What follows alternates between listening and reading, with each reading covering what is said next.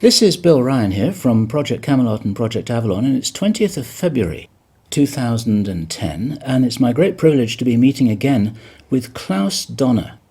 And in this video presentation, it's going to be an interview of the difference, because I'm going to do very little talking indeed, maybe none at all, and Klaus is going to be doing an audio commentary on one of his extremely special, unusual and fascinating slideshows about the artifacts and the various phenomena that he has been researching, discovering, investigating personally all over the world, relating to what I think you could legitimately call the hidden history of the human race. Would you say that that's a good summary, Klaus? That's a very good summary, yes. So I'm going to step back here, and what follows now, just kick back and enjoy this slide presentation, and Klaus is going to take you through his own journey. You can accompany him on his own journey through his own discoveries. And take it away, Klaus. What are we looking at here? I can see an array of pyramids. What's the significance?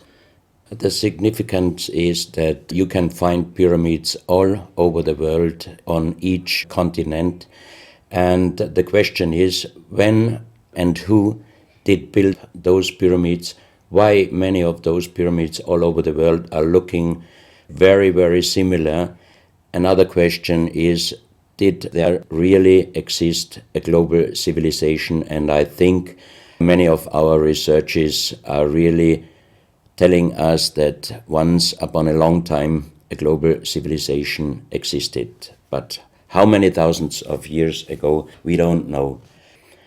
Most of the audience of Project Camelot may know about the story of one stone pyramid building found in 1984, 25 meters under the sea level in Japan on the island of Yonaguni, which is the southeast Japanese island belonging to the Ryukyu island group. And there is still a struggling of some international archaeologists who are saying that these monuments were done by nature. But my friend Professor Masaaki Kimura did several years since then researches not only on this monument, but also he found several others close by. On the right side down you have a model, and one thing nature is definitely not doing on top of two platforms of this monument. There is one huge stone turtle and one huge stone bird like an eagle. Nature is doing many things, but not such a precise, perfect monument. And the question is, where are all the stones? If nature would have done it broken down, where are those stones? There are also streets, and there was also found a stone stadium like a Roman Colosseum with stone seat rows and stone stairs. Nature is great, is doing many, many great things, but not such perfect buildings. Here you have the huge stone turtle, and you can see also how small is a diver against this big monument. Here you have one street with stairs going up. Here again a very close-up picture just to recognize the size of this huge monument. Here you can see some world maps. On the top, on the right side, you can see the Piri Reis map, which was used already long time before Christopher Columbus came to America. And you can see how perfect this map was already in the beginning of the 16th century, showing part of Europe, of Spain, Portugal, part of Western Africa, and also part of South America. We do not know until now who was able to make such a perfect map already centuries ago. And on the rest of the Piri Reis map, which we do not show on this picture, you can also see the Antarctic without ice. In 1956, researchers found out that the Earth under the ice mass at the Antarctic is exactly like the Piri Reis map was showing. So this Piri Reis map should be at least older than 10 to 12,000 years. But the next question would be, who was able to make such a wonderful world map? On the left side, on top, you see Atlantis, done by Athanasius Waldseemüller, and the map is the other way round. He did it the other way round, and you can see the continent between Europe, Africa, and also America. And you can see on the left side down different sides of a huge stone world map. This stone world map was found in 1984 while gold digging in Ecuador in an underground tunnel system with other 350 artifacts which do not really fit any known and existing South American pre-Columbian culture. On this stone map is a natural quartz line, a white one, and this is the front side of the world stone map, and you can see approximately in the Near East, close to Saudi Arabia, you can see an inlay as an eye. And from this eye to the right and to the left is a natural quartz line going on the right side over India, Thailand, and also there's a long island on the right side, which Professor Kimura's research gave him the statement that from the northeast Japanese island until far down after Taiwan, once there existed a huge continent. But then this world map must be older than at least 10 to 12,000 years. And here is the back side, and you can see on the right side coming the quartz line passing in the Atlantic, a continent, Atlantis, which in our days does not exist anymore.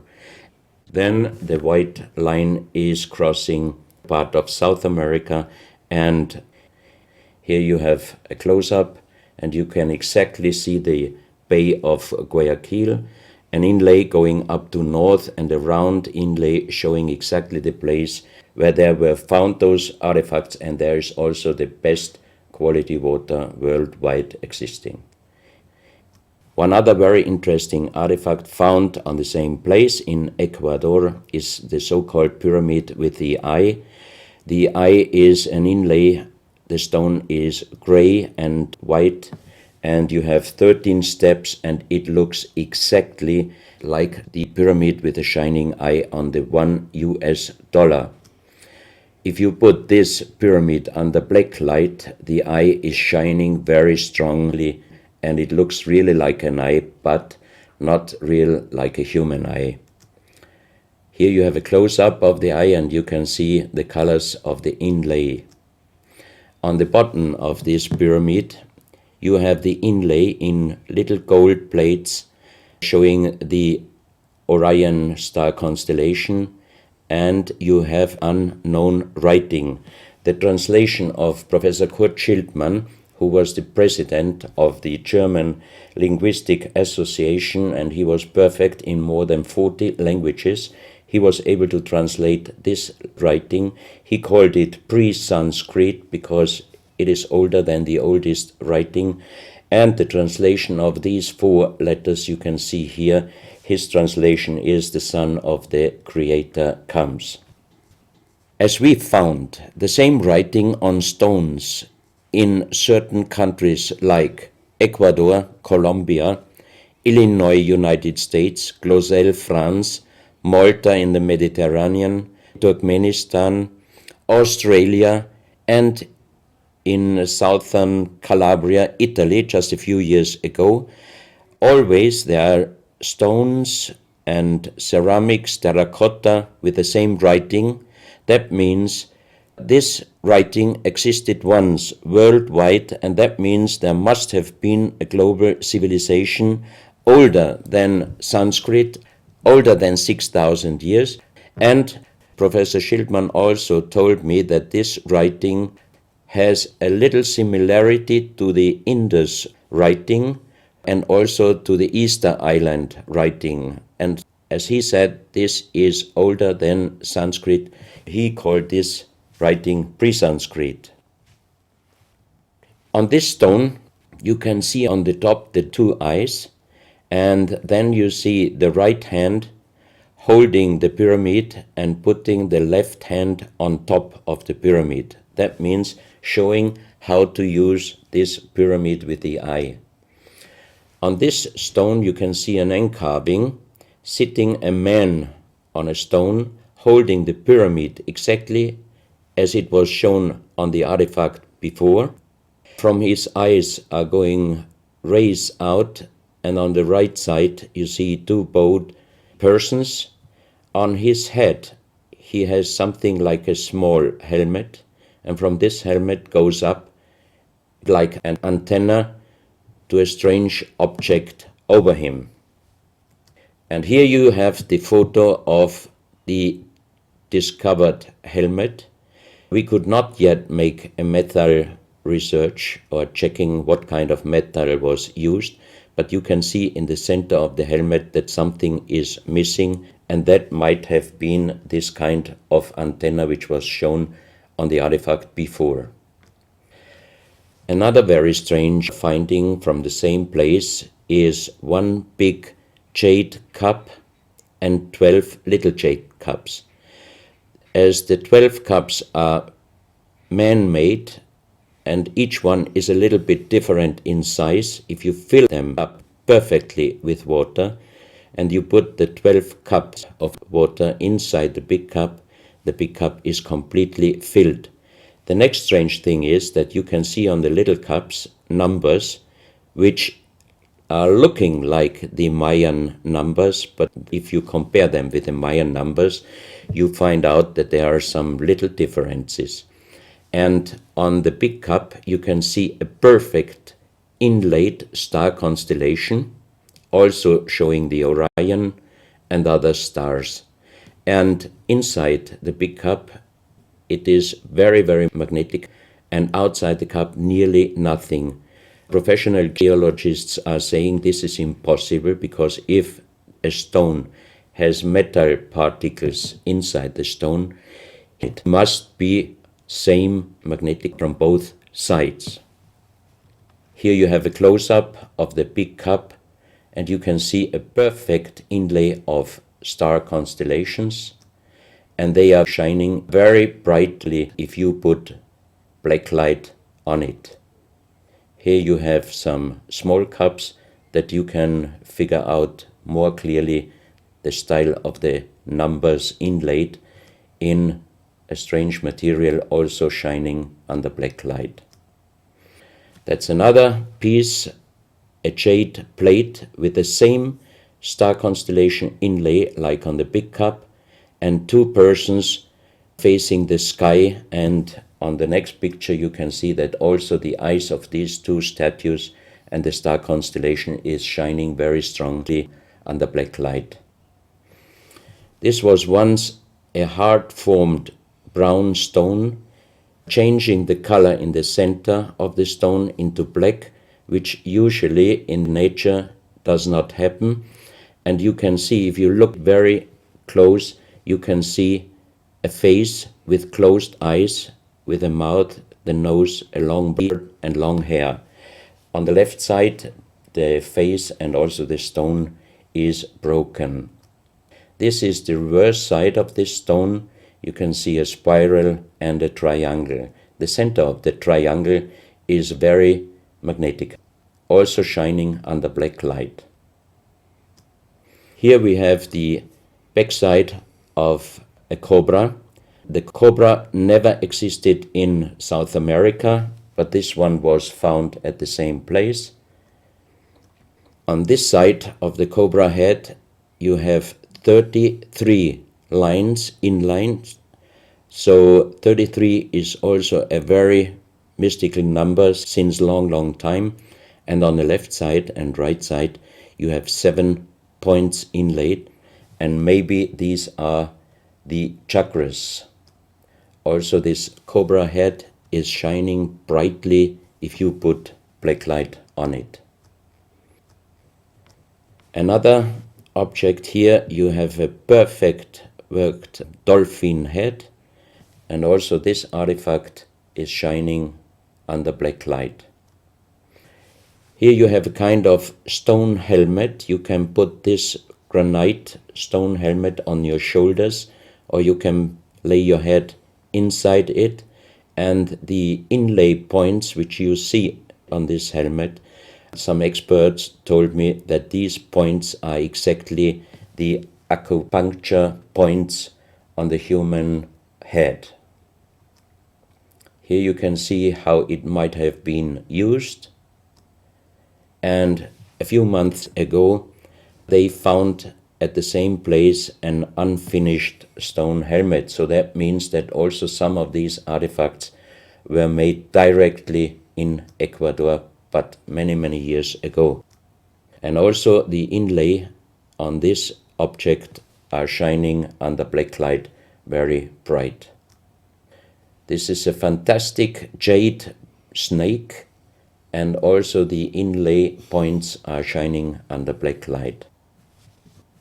Here we have one artifact which is very perfectly carved on the back side, so that means it might have been used to put this artifact on the front of your forehead. You can see the two eyes inlaid, and on the reverse side you have the so-called third eye. Maybe this artifact was used for some ceremonies or for meditation. Here we have a jade plate with an inlay of a spiral, also shining brightly under black light. Another one, you can see 7 rings inlaid in the jade plate and also shining under black light. Maybe this also could be a presentation of the 7 chakras. Here is one of the ceramics found there. It's a great masterpiece, and the question is, how can you make this artifact out of one piece of ceramic? Here we have another pyramidal stone found also in Ecuador. On top you see the pyramid with the eye, and you have down several spirals and symbols. Some of them are very similar to the churchward Nakal plates, which he found 1880 in India, and the translation was talking about the sunken continent of Mu. This is a marble with another inlay of a spiral, also shining very brightly under black light. Another stone in a pyramidal form with an inlay of an eye. Here you can see again the pyramid with the eye, and on the bottom you see the Orion star constellation, the 3 Orion stars, which might focus us to the 3 pyramids in Egypt. Here you have a ceramic statue. You can see the style of sitting is not real pre-Columbian style. It looks like the lotus seat from Asia. On top of this statue you have a head with some points, and it looks quite similar to many of the Buddha presentations. He holds a snake in his mouth. The snake is a very, very mystical and very often presented object. So that means this statue is not from any existing or known pre-Columbian culture.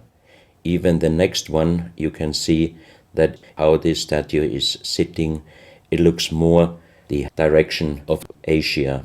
On top of his head, again a very strange head, and in the center you can see like the head of a frog. Also, the frog is a very mystical animal in old South American pre-Columbian culture, but also in Africa and also in Asia. Here another ceramic statue holding a kind of plate in his left hand, and it looks also not really pre-Columbian culture. This is another very strange artifact holding a stick with a snake. Again, we have the snake here, and the question is where and who this statue was done. This is a photo of the Altiplano in Bolivia. Archaeologists and researchers found out that at least before 4,000 years, there was happen a very big impact in Argentina, and the shock wave of this big impact destroyed many stone buildings in the Altiplano of Bolivia. You have here a picture of Pumapunku, a very strange place close to Tiahuanaco in Bolivia, and you see tons of stone plates with perfect work on it, destroyed. Maybe this was the reaction to the big impact in Argentina. Here you have my friend Giancarlo Bonfanti, Italian researcher, in the center of the so-called Sun Gate in Tiahuanaco in Bolivia, and some researchers write that the figurines on top of this side of the Sun Gate are showing the Venus calendar. Here you have one of the big stone plates from Pumapunku, and you can see how perfect this stonework was done. And the question is, could you do such perfect work with simple tools? Close to this area, they found skeletons with a size of 2.6 meters. And the picture on the top shows you the skull of one of these skeletons, and it looks like it is deformed, but definitely these skulls are not deformed. They are natural style, like an egg. On this photo you see how strong the jaw of those skulls were.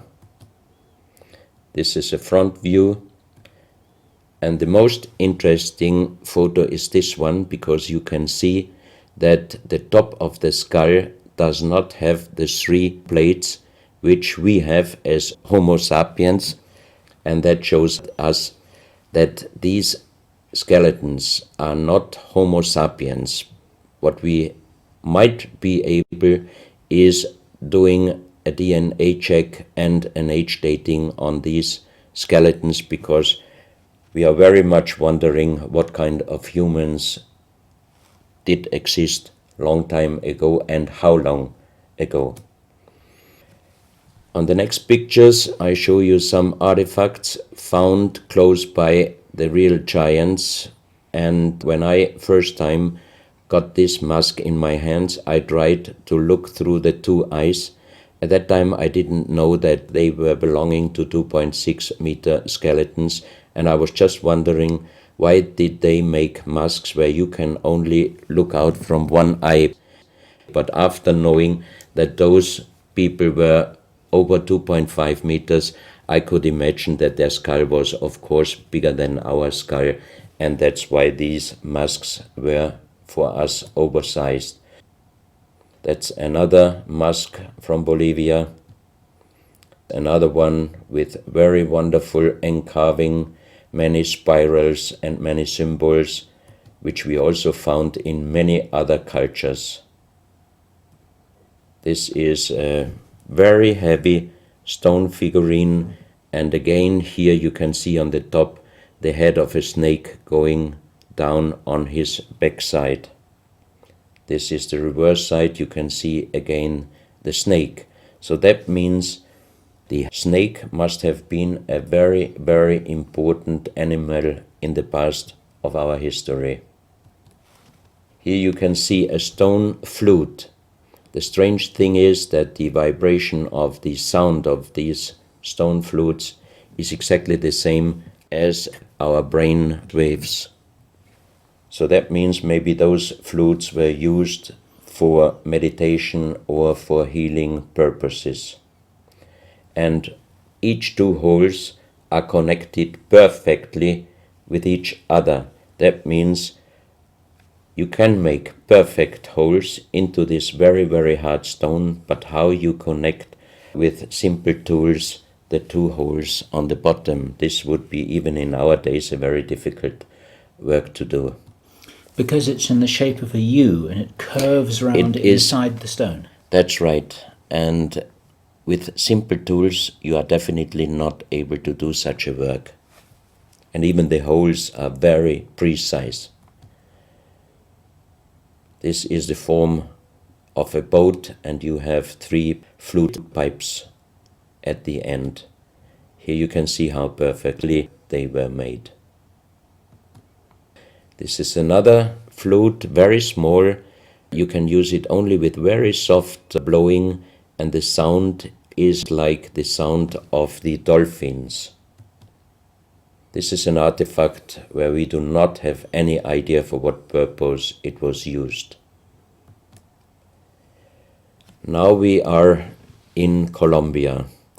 On the next few photos, I show you very strange artifacts from Colombia in South America. The most famous industrial designer and architect in Colombia, Professor Jaime Gutierrez, is collecting strange artifacts from his country already since centuries. His most important piece is the so-called genetic disc. Here you can see a disc made out of lyddite, a very hard stone. It's nearly the same hardness as granite, but the structure of lyddite is like leaves, so it would be quite impossible to make the same disc in our days out of the same material. The diameter of this disc, we call it the genetic disc, is about 27 centimeters. And on this disc you have several things presented which usually you can only see with a microscope. For example, on the left side, around 11 o'clock, you can see one egg, human egg, without and another with spermia. On the right side, at approximately 1 o'clock, you can see some spermias, and then you have several very strange presentations which we could not explain. But here on the left side you have a microscopic photo from the inside of a lady done by a Swedish photographer, and you can see that the egg without and with spermia looks exactly like the presentation on this genetic disc. On the reverse side you have on top several presentations of fetus in different size, different age, ending up with looks like a little child. You see also at the end of the plate around 6 o'clock female and male, and also on the right side around 9 o'clock you can see the presentation of man, woman and child. But the strange thing is how they present those human-like heads. Here you can see a knife done by the same material, lyddite. On top of the knife, on the handle, you have mother's head. Beyond you have the child's head, and the umbilical cord is going around the neck of the child. So that means this knife would have been used to cut the umbilical cord, saving the child's life.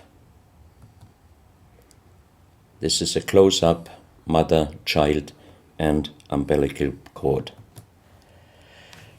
This is an instrument. It might have been used for helping the child coming out, leaving the mother, when there were some complications. And it is also made out of the same material, lyddite. You have here the vagina and the child's head coming out, and on the reverse side you can put only your thumb inside. That means you can only use this instrument with your fingers, meaning you cannot use power. So that means it might be safer helping the child leaving the mother than our instruments we are using in our days, because sometimes the modern instruments, while being used, can damage the child's head. This, we think, is a medical instrument. It is also lyddite, and it's a perfect form. Another one, and these are other ones, they are very much smaller than shown on this photo. And when we did a material check in Vienna, the most expert worldwide checked those pieces. First of all, the material. Each one is done with lyddite, and the form itself, he checked them, and finally he said, I cannot tell you how they were done, who did they make, but the only thing I can definitely tell you, from the same material in our days, we cannot make the same instruments. So how old they are, we do not know, but as they were found in Colombia, and they do not fit any existing pre-Columbian culture, we must consider that those artifacts are at least older than 6,000 years. But we cannot explain what kind of technology they did use to be able to make such instruments and such tools made with lyddite. You can see each piece fits exactly every kind of hand, never mind how big the size of the hand was. Each instrument, each tool fits exactly each hand which was using those instruments. This face looks a little bit like the Maui, the big stone statues from Easter Island. Here you have a close-up. This, in joking, I call it the dentist chair. Perfectly done, but again, same material, lyddite. And the strange question is, why, if they could make such perfect figurines out of this very difficult material, why did they show the human face always with big round eyes and a little nose and a big mouth? There is no real explanation possible. This is again one piece from Colombia, lyddite. On the front side you see the mother holding the baby, and on the back side you see the man with armors, most probably for hunting. This stone figurine was found in Colombia. It looks exactly like the Maui statues from Easter Islands, but it is only about 30 centimeters in size. This is another masterpiece of stonework. You have on both sides presented one bird, but if you look at the front side, you can see that the two birds presenting a face, and on the left side, between the bird's head and the wings, you see again this unknown writing which we found on stones from all over the world. This is the mother holding a child, very strange face, and it's a kind of jade material. This is another stone from Colombia showing an armadillo. On top of the armadillo you can see a strange face with long ear and two horns on top. On this artifact you can see a smiling face on top. You have two triangles on this side, and on the other side, on the right side, you have a face. Again, the animal face on the right side, and some unknown symbols. And on the bottom of this object you see an animal, looks like a crocodile. Now we are moving to Guinea, West Africa, very close to the border with Mali. They found on a huge granite mountain the half portrait of a lady done in granite stone, and the size of this statue from top of the head until the middle of the torso is exactly 150 meters. So this is a real big question. who might have been able to do such a huge granite half-portrait in a mountain at least 10 to 12,000 years ago, because the Italian geologist Professor Pittoni was on the spot. He did these photos and he checked the earth on the bottom of this mountain, and his calculation was that this stone monument must have been done at least 10 to 12,000 years ago. But then we have the real big question: who could have been able to do such a big stone monument? Even in our days, it would be impossible, or at least it would cost so much money that it would never be able to do. And if you look at the close-up of the face, some experts told me that this face definitely is not European, but also, of course, not black African.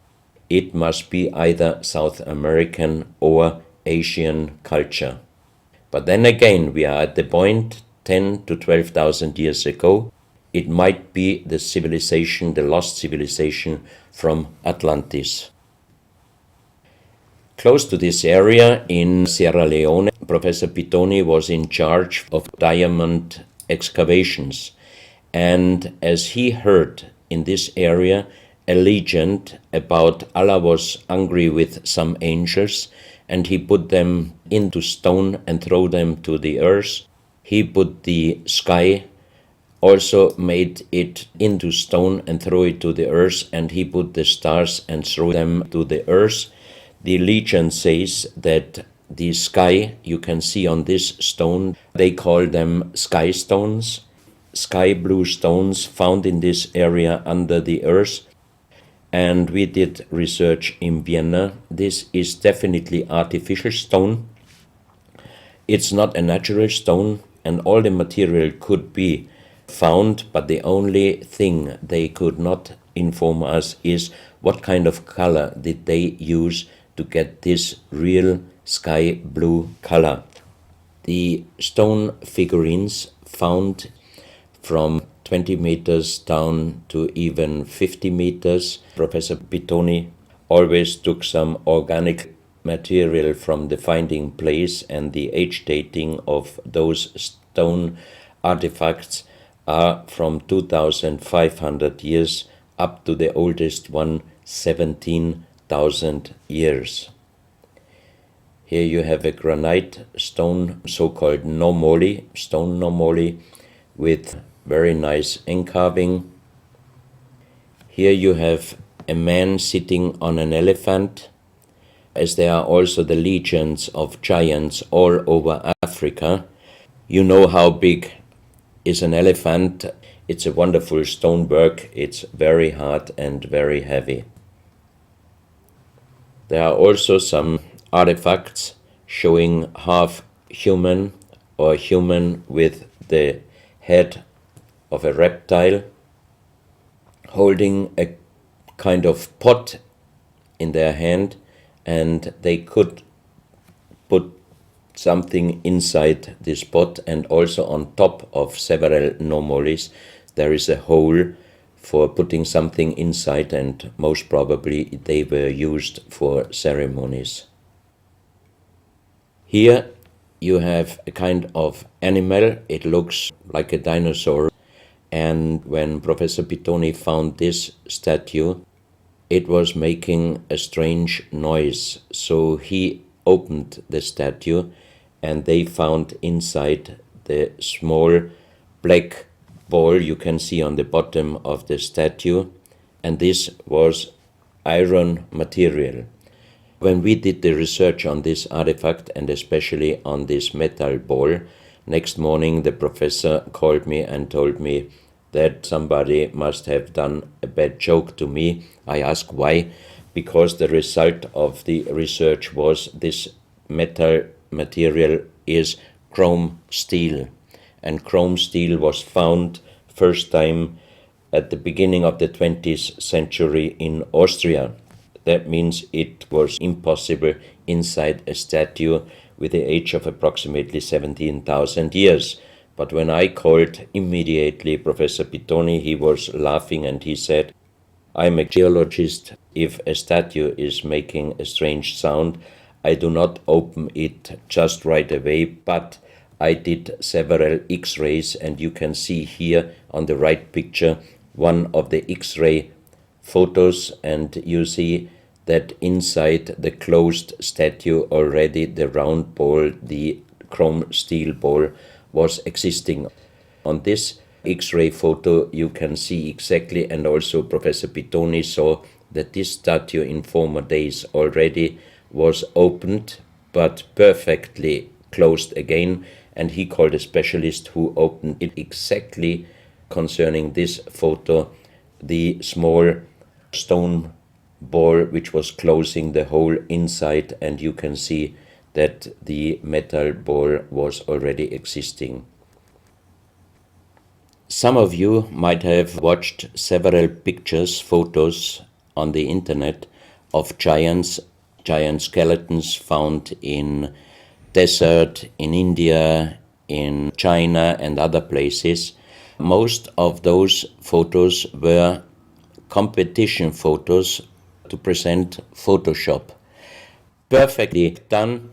I also was quite impressed when I received first time one of those photos, but these photos I'm showing you now, they are definitely not coming out from a Photoshop competition. These photos are real skulls and skeletons. This skull was found in a tunnel system underground in Colombia. The skull is dated up to 11,000 years.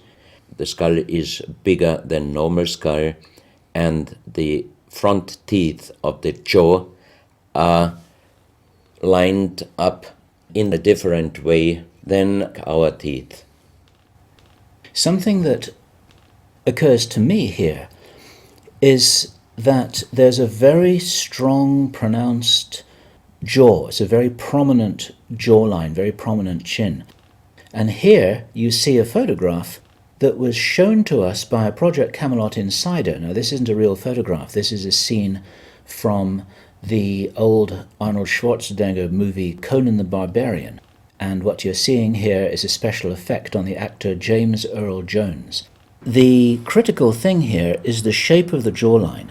Our witness, who had spent time with the Anunnaki in real time, in the present day, said that one of the things that characterizes them, besides their size, which he says was 8 or 9 feet tall, he said they're very large and they're very strong and they look larger than that, but that's round about their height, which matches exactly the 2.6 meters that Klaus has been talking about. He said it's a very prominent, strong jawline, and this is what strikes me about these skeletons, these skulls here that we're looking at right now. Didn't know. No, you need to know this. Back to Klaus. So once again, here you have a very old photo done in a museum in La Valletta in Malta, and it shows several long skulls, and the explanation is deformed skulls, but they are very long, going to the back. This is one of several very, very strange skulls. They are presented in a small museum in Ica in Peru. Ica is located close to the famous Nazca lines, and the museum is called Museo Maria Reiche, the German lady who was researching her whole life about the Nazca lines. And in this museum you can see the most strange skulls I ever saw, all found in this area close to the Nazca lines. So the question is, what kind of humans were living there, and how did they get those skull forms? And especially this one, definitely several doctors and experts told me it would not be possible to create such a kind of deformation, because through deformation you do not get the double bone material on the skull, and on this skull even you have particles of the skin and hairs, and I think it would not be difficult to do a age dating and especially a DNA analysis of this skull. On this picture, I show you some legendary skeleton forms of giants. In the year of 1964, in the south of Ecuador, in the province Loja, there broke down a part of a mountain platform, and Father Carlos Vaca, who was working as a priest in hospitals, he was called to this place and he found the broken bones of a giant. Good. Well, Klaus, I asked you if you would take us on a journey, and for the last nearly an hour, I think it is, you've taken us on a fascinating journey not only around the world, but through time, back as long ago as 17,000 years. And it's a real reminder of how little we know about what our history really is.